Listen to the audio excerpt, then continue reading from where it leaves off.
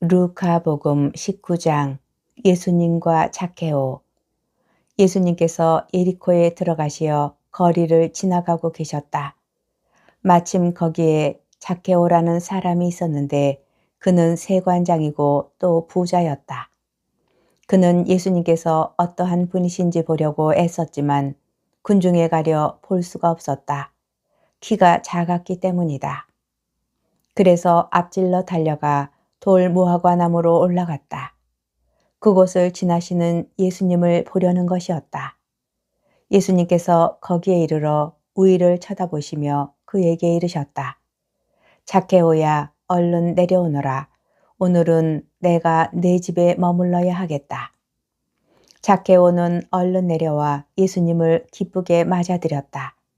그것을 보고 사람들은 모두 저희가 죄인의 집에 들어가 묵는군 하고 투덜거렸다. 그러나 zak케오는 일어서서 주님께 말하였다. 보십시오, 주님. 제 재산의 반을 가난한 이들에게 주겠습니다.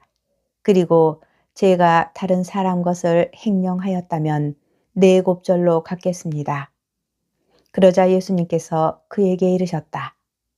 오늘 이 집에 구원이 내렸다. 이 사람도 아브라함의 자손이기 때문이다. 사람의 아들은 이런 이들을 찾아 구원하러 왔다. 미나의 비유. 사람들이 이 말씀을 듣고 있을 때에 예수님께서는 비유 하나를 덧붙여 말씀하셨다. 예수님께서 예루살렘에 가까이 이르신 데다 사람들이 하느님의 나라가 당장 나타나는 줄로 생각하고 있었기 때문이다. 그리하여 예수님께서 이르셨다. 어떤 귀족이 왕권을 받아오려고 먼 고장으로 떠나게 되었다.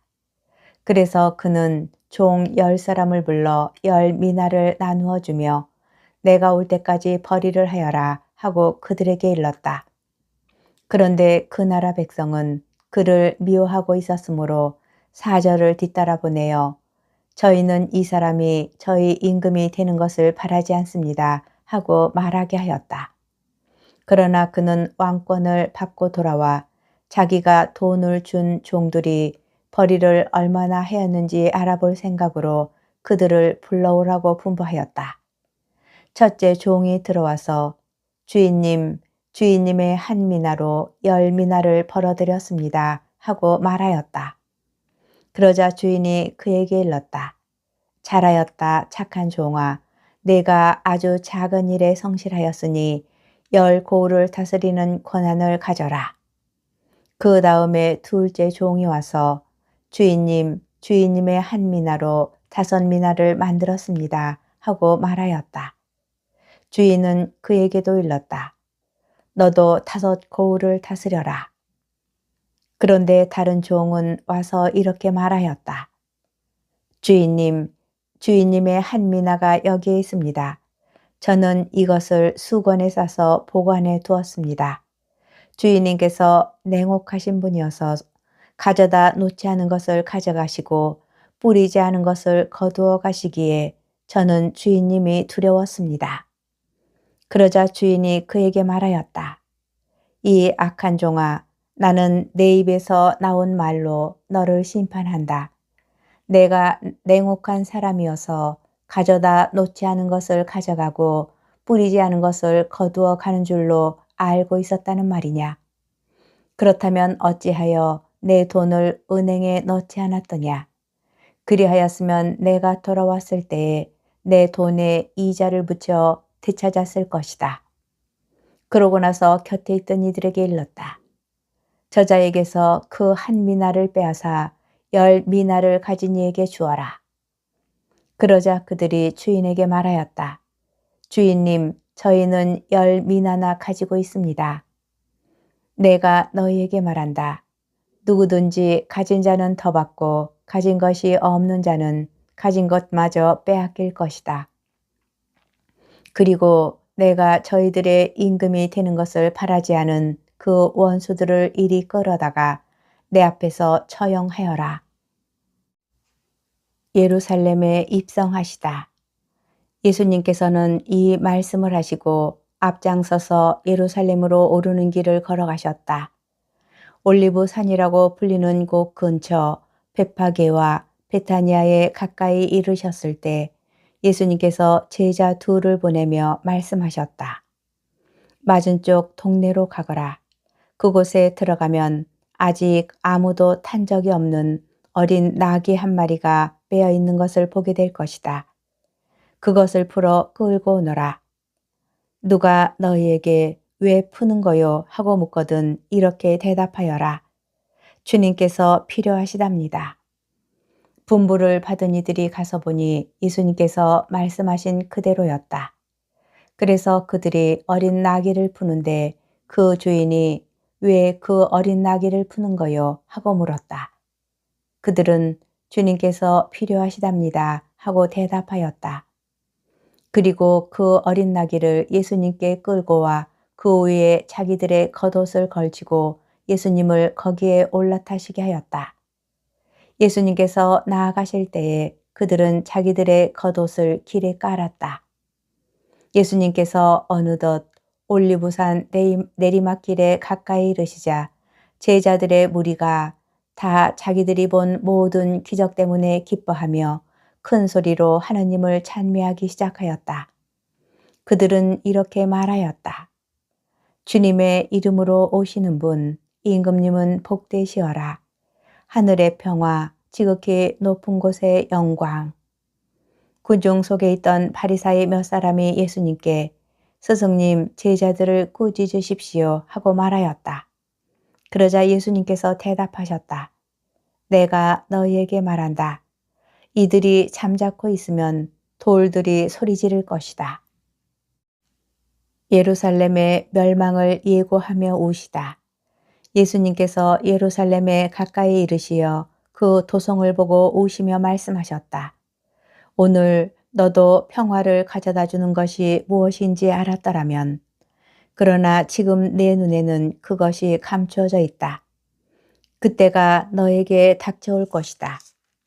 그러면 너의 원수들이 내 둘레에 공격 축대를 쌓은 다음 너를 에워싸고 사방에서 조여들 것이다. 그리하여 너와 내 안에 있는 자녀들을 땅바닥에 내동댕이 치고 내 안에 돌 하나도 다른 돌 위에 남아있지 않게 만들어버릴 것이다. 하나님께서 너를 찾아오신 때를 내가 알지 못하였기 때문이다. 성전을 정화하시다. 예수님께서 성전에 들어가시어 물건을 파는 이들을 쫓아내기 시작하시며 그들에게 말씀하셨다. 나의 집은 기도의 집이 될 것이다. 라고 기록되어 있다. 그런데 너희는 이곳을 강도들의 소굴로 만들어버렸다. 예수님께서는 날마다 성전에서 가르치셨다. 수석 사제들과 율법 학자들과 백성의 지도자들은 예수님을 없앨 방법을 찾았다. 그러나 어떻게 해야 하는지 그 방도를 찾지 못하였다. 온 백성이 그분의 말씀을 듣느라고 곁을 떠나지 않았기 때문이다. 루카복음 20장 예수님의 권한을 문제 삼다. 예수님께서 어느 날 성전에서 백성을 가르치시며 복음을 전하고 계시는데 수석 사제들과 율법 학자들이 원로들과 함께 다가와 예수님께 말하였다. 당신이 무슨 권한으로 이런 일을 하는지 또 당신에게 그러한 권한을 준 이가 누구인지 말해보시오. 그러자 예수님께서 그들에게 말씀하셨다. 나도 너희에게 한 가지 물을 더이니 대답해 보아라. 요한의 세례가 하늘에서 온 것이냐 아니면 사람에게서 온 것이냐. 그들은 저희끼리 서로 의논하였다. 하늘에서 왔다 하면 어찌하여 그를 믿지 않았느냐 하고 말할 것이요. 그렇다고 사람에게서 왔다 하면 온 백성이 요한을 예언자로 확신하고 있으니 그들이 돌을 던져 우리를 죽일 것이요. 그래서 그들은 어디에서 왔는지 모른다고 대답하였다. 그러자 예수님께서 그들에게 말씀하셨다. 나도 무슨 권한으로 이런 일을 하는지 너희에게 말하지 않겠다. 포도밭 소작인의 비유. 예수님께서 백성에게 이 비유를 말씀하기 시작하셨다. 어떤 사람이 포도밭을 일구어 소작인들에게 내주고 오랫동안 멀리 떠나 있었다. 포도철이 되자 그는 소작인들에게 종 하나를 보내어 포도밭 소출에서 얼마를 내놓으라고 하였다.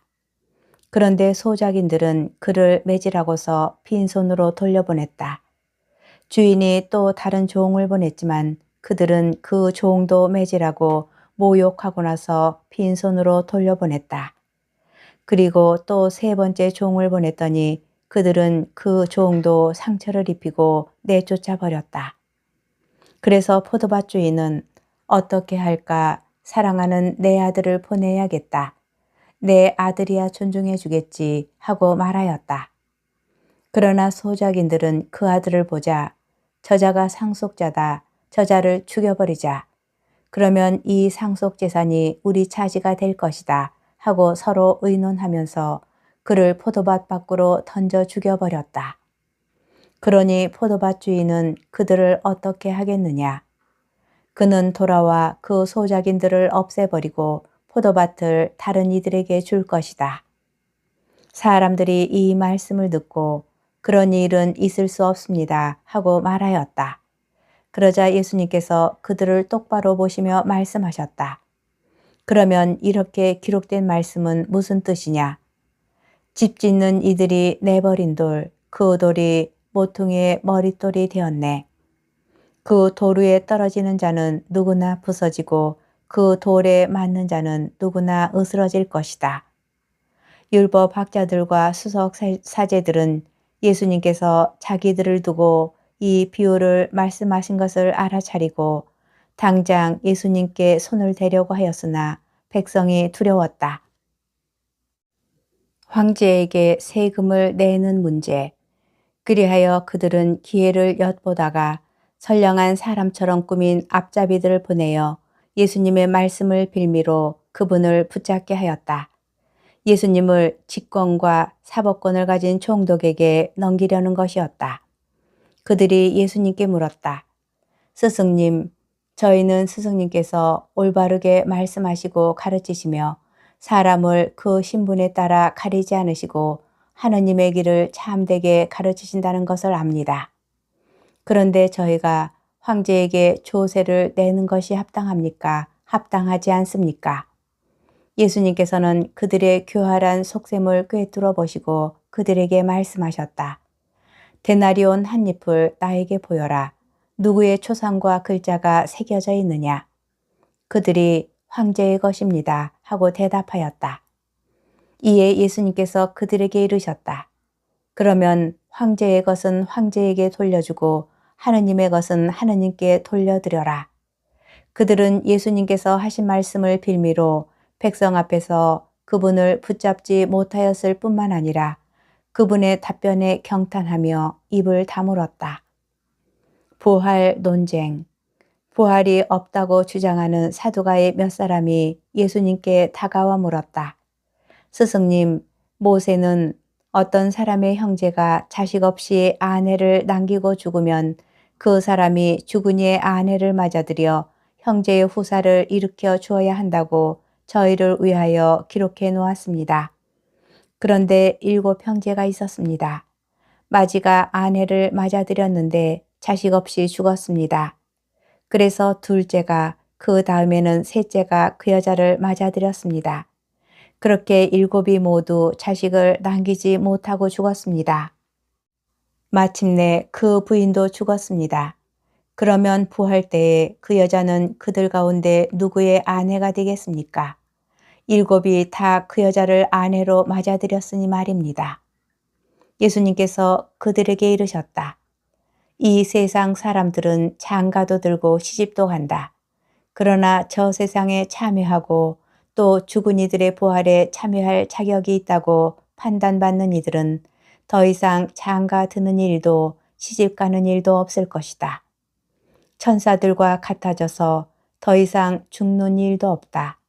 그들은 또한 부활에 동참하여 하느님의 자녀가 된다. 그리고 죽은 이들이 되살아난다는 사실은 모세도 떨기나무 대목에서 주님은 아브라함의 하느님, 이삭의 하느님, 야곱의 하느님이라는 말로 이미 밝혀주었다. 그분은 죽은 이들의 하느님이 아니라 사한 이들의 하느님이시다. 사실 하느님께는 모든 사람이 살아있는 것이다. 그러자 율법학자 몇 사람이 스승님 잘 말씀하셨습니다 하였다. 사람들은 감히 그분께 더 이상 묻지 못하였다.